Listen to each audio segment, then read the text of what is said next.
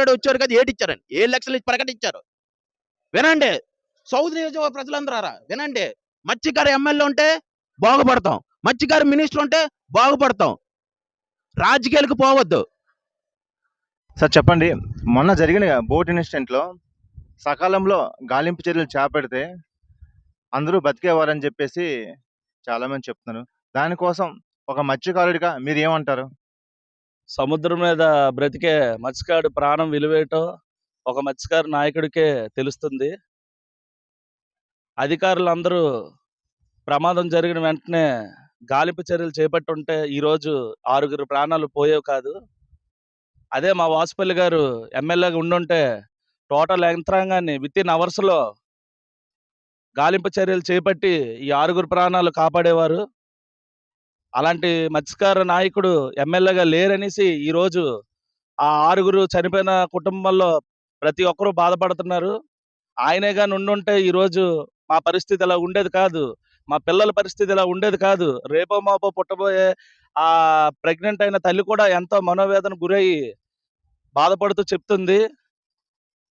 ఈరోజు మత్స్యకారుల తరపున నిలబడాలన్నా, మాకేమైనా న్యాయం చేయాలన్నా అది ఒక వాసుపల్లి గణేష్ కుమార్ గారి వల్లే అవుతుంది అనేసి టోటల్ మా మత్స్యకారులు అందరూ ప్రతి ఒక్కరూ అనుకుంటున్నారు. కనుక ఇది పూర్తిగా ప్రభుత్వం వైఫల్యం.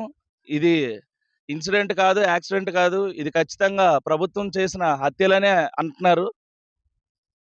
సకాలంలో స్పందించుంటే ఈ ప్రమాదం జరిగేది కాదని మా మత్స్యకారులు ప్రతి ఒక్కరూ అనుకుంటున్నారు.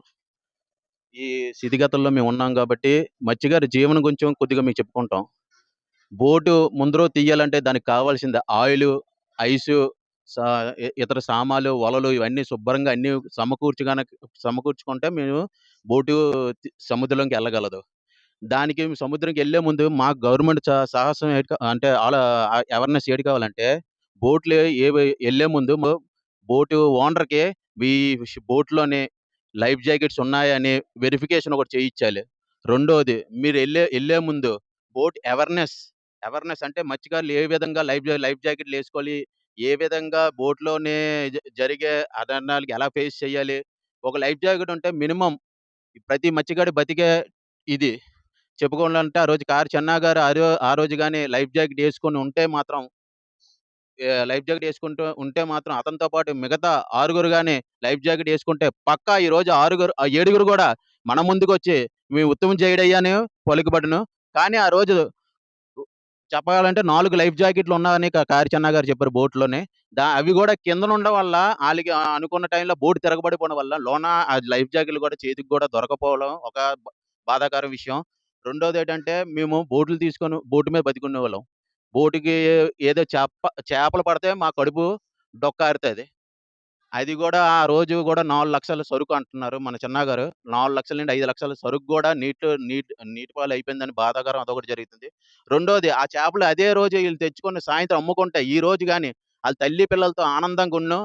రెండోది ఏంటంటే గవర్నమెంట్ బోటుకి వెళ్ళే ముందు బోటుకి మేము ఎప్పుడు కదులుతున్నామో ఇలాగ వాతావరణం ఇలాగుందని ప్రతి మెసేజ్ మాకు ఏదో విధంగా తెలియజేస్తే ముందుగానే మేము ఇలాగ చేరుకోవడానికి మా సాయి సొత్తులుగా ఒరే ఇలాగ మనకి సైక్లోన్ ఉంది మన బోటు ఓనర్ గారికి ఇన్ఫార్మ్ చేద్దాం, అతను వచ్చేయమంటారు ఎలాగోలో, ఎందుకంటే బోట్లతో పాటు మనుషులు కూడా అవసరం అతనికి అని అతను బోటు ఓనర్కి ఇన్ఫార్మ్ చేస్తే అతను ఎలాగో వచ్చేస్తాం మేము. ఆ విధంగానే మా ప్రాణాలు మేము కాపాడుకున్నాం. రెండోది ఏంటంటే ఇక్కడ నెగ్లిజెన్స్ అంటే చాలా వరకు ఉంది. ఇప్పుడు మన రామరాజు గారు చెప్పినట్టు ప్రభుత్వం మా మత్స్యకారులకి విలువ కట్టింది ఓన్లీ 10 లక్షలు. 10 లక్షలు మాకు విలువ కట్టింది, ఎక్కువేం కాదు. అంటే ఒక మత్స్యకారుడు దేనికి ఉపయోగపడ్డా ప్రభుత్వంకి నేను అడుగుతాను, మత్స్యకారుడు ఒక ఓటుగా ఉపయోగపడతాడా, ఇంకా దేనికి ఉపయోగపడ్డా? మత్స్యకారుడి మీద ఎంత బిజినెస్లు చేస్తున్నారు.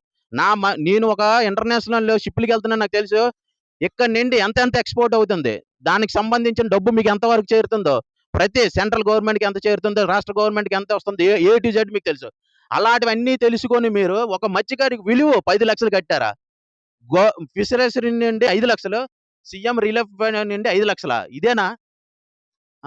మత్స్యకారులు మినిస్టర్ ఉంటే, నిజమైన మత్స్యకారు మినిస్టర్ లేరు కాబట్టి ఈ రోజు 10 లక్షలు మాకు కట్టారు. అదే నిజమైన మా మత్స్యకారు విలువలేటి అన్ని తెలిసినోడు ఉంటే ఈ రోజు మా భవిష్యత్తులు ఇలాగ ఉండవు. ఏ ప్రభుత్వం అయినా గాని మా భవిష్యత్తు ఇలా ఉండదు. 100% నేను చెప్తున్నాను మా భవిష్యత్తులో ఇలాగ ఉండవు. మత్స్యకారు సిగ్గుపడుతున్నాం మేము.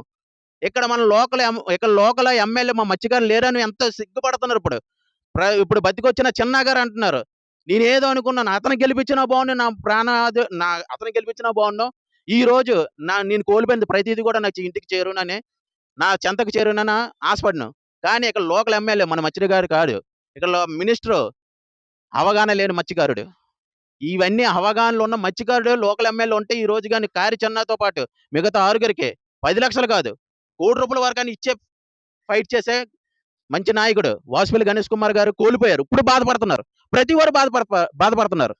నిన్నటి వరకే కొన్ని వేల మంది జట్టీకి ఫిషింగ్ హార్బర్‌కి ఉదయానికి వచ్చి ఇన్ని చేపలు కొనుక్కొని బిజినెస్ చేసేవాడిని నేను.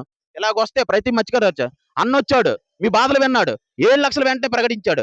ఇదిరా మొగతనం అని అంటున్నారు. తన సొంత ఖర్చులు జగన్మోహన్ రెడ్డి గారు సొంత ఖర్చులతో 7,00,000 నమస్కారం అండి. నా పేరు వాసుపల్లి బంగారమ్మ. ఈ మధ్యన ఫిషింగ్ హార్బర్‌లోని ఒక ఇన్సిడెంట్ జరిగింది. బోటు వెళ్ళే టైంలోని 20 కిలోమీటర్ల దగ్గరలోని బోటు మునిగిపోవడం జరిగింది.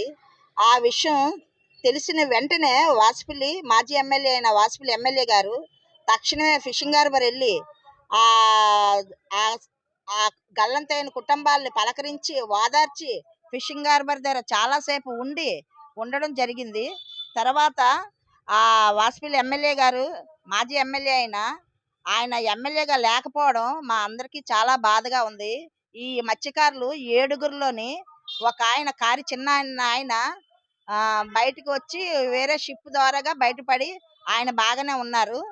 ఈ 6గురికి గల్లంత అయిపోయిన 6గురికి కూడా వాసుపల్లి గణేష్ కుమార్ ఎన్ని పనులున్నా సరే మానుకొని ప్రతి ఒక్క రోజు కూడా ఆ ఇంటికెళ్ళి ఓదార్చి ఆయన జగన్మోహన్ రెడ్డి గారికి ఫోన్ చేసి మా మత్స్యకారుల బాధ ఒక మత్స్యకారులకే తెలుస్తుందని, వాసుపల్లి గారు మత్స్యకారులు అవడం వల్ల మా మత్స్యకారులు నీటి మీద వెళ్ళే వాళ్ళంతా బాధ ఆ జగన్మోహన్ రెడ్డి గారికి వివరించి ఆయన్ని జబర్తోట రప్పించడం జరిగింది.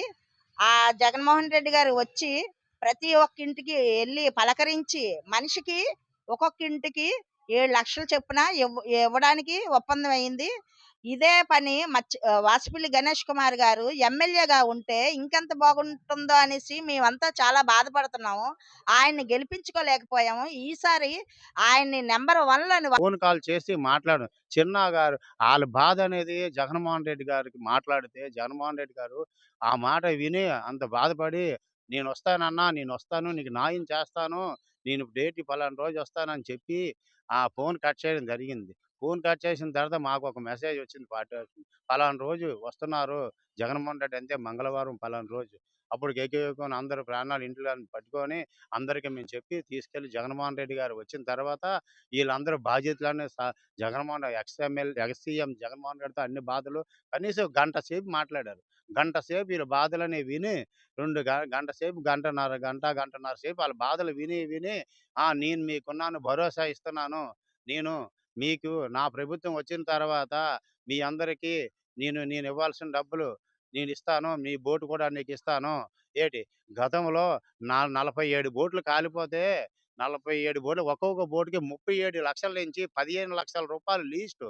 హైయెస్ట్ 37,00,000 ఇలాంటి ఎకువం 2 డేస్‌లోనే 2 రోజుల్లోనే అన్ని క్లియరెన్స్ ఒక 1 వీక్‌లో అందరికి ఇచ్చేసి ఆళ్ళు బోట్ ఓనర్లు మళ్ళీ ఇంకా వెంటనే బోట్ ఓనర్లు అయిపోయారు 1 వీక్‌లో.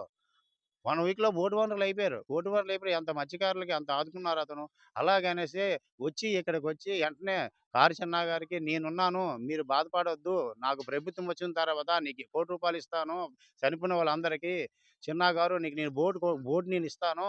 బోట్‌కి ఎంత ఖర్చయిందో అదైనా ఇస్తాను అని చెప్పి ఆ ఎయిర్‌పోర్ట్‌లో ఆలోచించి ఈళ్ళిచ్చింది ఇంతే డబ్బులు కదా! నేను మనిషికి 7,00,000 ఇస్తున్నాను. చనిపోయిన వాళ్ళే కాదు బోట్ ఓనర్ కూడా నిలబడాలి. అతనికి కూడా 7,00,000 ఇవ్వండి. ఇస్తున్నానని చెప్పి ప్రకటించడం జరిగింది. చాలా సంతోషం. చాలా ఆనందపరం. మత్స్యకారులని